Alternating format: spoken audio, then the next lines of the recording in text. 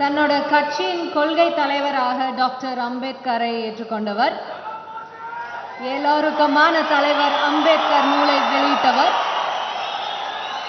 அவரை சிறப்புரை ஆற்ற அழைக்க வேண்டாமா? தமிழக வெற்றி கழகத்தின் தலைவர் திரு விஜய் அவர்களை அழைக்கிறோம். Sir, please join us sir.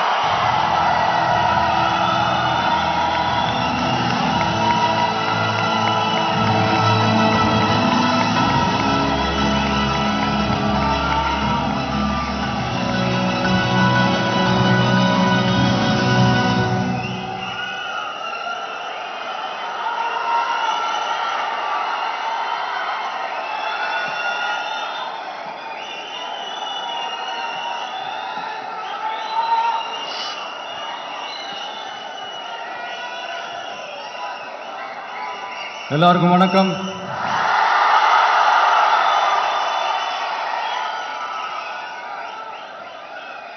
அண்ணல் அம்பேத்கர் அவர்களுடைய இந்த நூல் வெளியீட்டு விழாவில் கலந்துக்கிறது, அதுவும் இந்த முக்கியமான நாளில் கலந்துக்கிறது எனக்கு கிடைச்ச மிகப்பெரிய ஒரு வரமாக நான் நினைக்கிறேன். விகடன் குழும நிறுவன தலைவர் திரு ஸ்ரீனிவாசன் அவர்கள், அண்ணல் அம்பேத்கர் அவர்களுடைய பேரன் திரு ஆனந்த் டெல்டும்டே அவர்கள், நீதியரசர் ஓய்வு பெற்ற நீதியரசர் திரு சந்துரு அவர்கள், திரு ஆதவ் அர்ஜுனா அவர்கள், என் நெஞ்சில் குடியிருக்கும்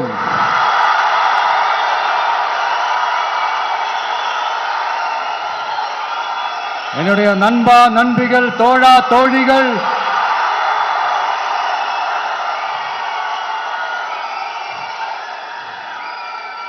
உங்க எல்லாரும் கூடவும் இவங்க எல்லாரும் கூடவும் இந்த ஸ்டேஜில் நானும் இருக்கிறது எனக்கு ரொம்ப பெருமையா இருக்கு.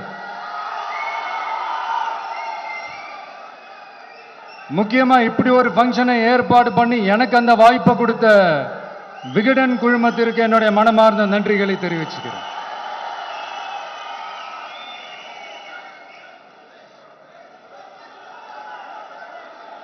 இன்னைக்கும் நிறைய பேர்கிட்ட உங்க ஃபேவரட்டான ஹாலிடே டெஸ்டினேஷன் எதுன்னு கேட்டீங்கன்னா நியூயார்க் சிட்டின்னு சொல்லுவாங்க. ஏன்னா அங்க போய் ஒரு 2-3 நாள் தங்கிட்டு வர்றதே அது ஒரு பெரிய ஸ்டேட்டஸ் ஆகவும் ஒரு பெரிய அச்சீவ்மெண்ட் ஆகவும் நினைப்பாங்க.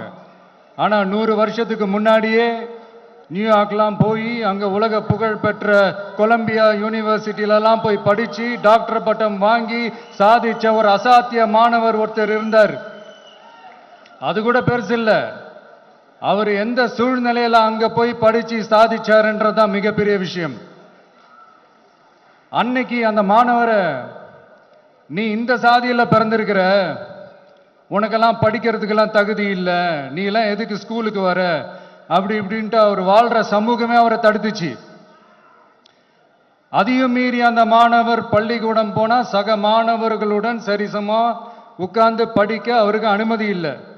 தாக எடுத்தா தண்ணி கூட குடிக்க முடியல. அப்படி அத்தனை சக்திகளும் அவருக்கு எதிராக இருந்தது. ஆனா ஒரே ஒரு சக்தி மட்டும்தான், நீ படி, எத்தனை தடைகள் வந்தாலும் படி, தொடர்ந்து படி அப்படின்னு சொல்லிக்கிட்டே இருந்தது. அதுதான் அந்த மாணவருக்குள்ள இருந்த அந்த வைராக்கியம். அந்த சின்ன வயசுல அந்த மாணவருக்குள்ள எப்படி அப்படி ஒரு வைராக்கியம் வந்துச்சுன்னு நினைச்சு பார்க்கும்போது உண்மையிலே பிரமிப்பா தான் இருந்துச்சு. அந்த வைராக்கியம் தான் அந்த மாணவரை பிற்காலத்தில் இந்த நாட்டோட ஒரு தலை சிறந்த இன்டெலெக்சுவலா டிரான்ஸ்ஃபார்ம் ஆகிறதுக்கும் காரணமா இருந்துச்சு. எனக்கு தெரிஞ்ச உலக வரலாற்றிலே இப்படி ஒரு டிரான்ஸ்ஃபர்மேஷனை யாரும் பார்த்திருக்க மாட்டாங்க. அந்த மாணவர் வேற யாரும் இல்லை, நம்மளுடைய அண்ணல் அம்பேத்கர் அவர்கள் தான்.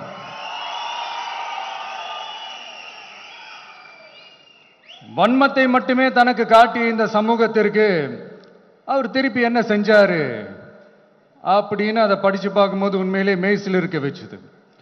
பிறப்பால் நாம் அனைவரும் சமம், நீ எந்த சாதியில பிறந்திருந்தாலும் எந்த மதத்தை பின்பற்றினாலும் சட்டத்தின் முன் நாம் அனைவரும் சமம் அப்படிங்கிற ஒரு உயரிய கோட்பாட்டை உறுதி செய்யும் நம் நாட்டின் அரசியல் சாசன சட்டத்தை வழங்கி நம்ம நாட்டில் இருக்கிற எல்லாருக்குமே ஒரு பெருமை தேடி தந்தவர். இன்னைக்கு ரிலீஸ் பண்ற இந்த புக்கில் எல்லோருக்குமான தலைவர் அம்பேத்கர் அப்படின்ற அந்த புக்கில் ஒரு 100க்கும் மேற்பட்ட கட்டுரைகள், நேர்காணல்கள் எல்லாமே இருக்குது. அதில் என்ன ரொம்ப யோசிக்க வச்சது அவர் எழுதின அந்த பயோகிராஃபி தான். வெயிட்டிங் ஃபார் அ வீசான்னு சொல்லி அதுக்கு தலைப்பு வச்சிருந்தார். அதில் அவர் லைஃப்பில் ஃபேஸ் பண்ண விஷயங்கள், அவரை பாதித்த விஷயங்கள் எல்லாமே கிட்டத்தட்ட ஒரு 6 சம்பவங்கள் பற்றி அதில் குறிப்பிட்டிருந்தார். அதில் ஒரு 2 விஷயம் என்னை ரொம்ப பாதித்தது என்னென்னா, அதில் ஒன்று,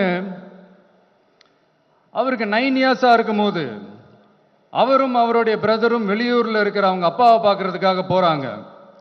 அப்போ ட்ரெயின்லேருந்து இறங்கி இந்த மாட்டு வண்டிக்காக வெயிட் பண்ணிட்டு இருக்கும்போது ஒருத்தர் கூட அவங்கள ஏற்றிட்டு போகிறதுக்கு தயாராக இல்லை.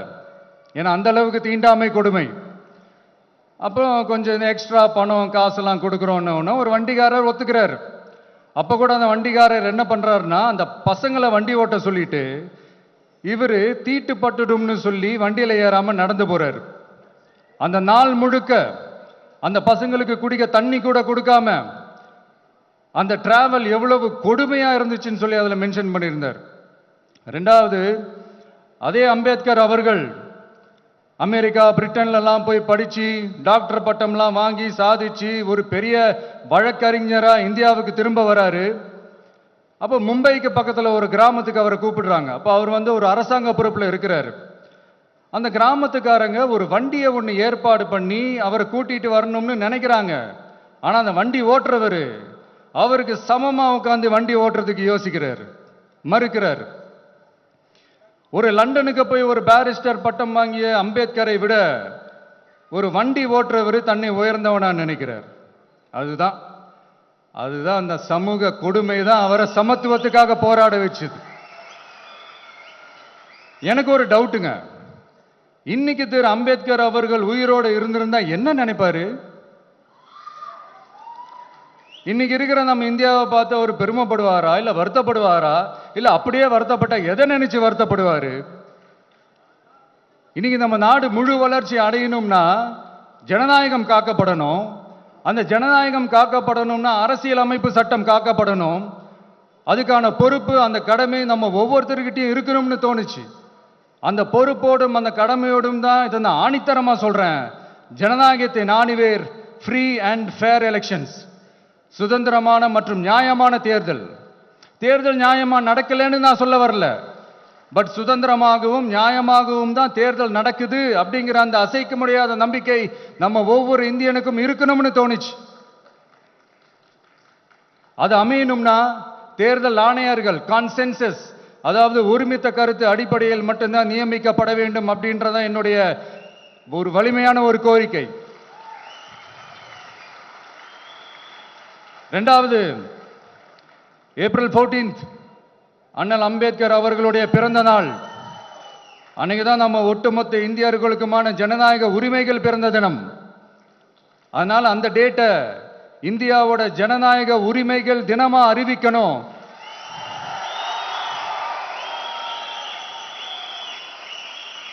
அப்படின்றத என்னுடைய இன்னொரு தாழ்மையான ஒரு வேண்டுகோள். அது இந்திய ஒன்றிய அரசிடம் நான் முன்வைக்கிறேன்.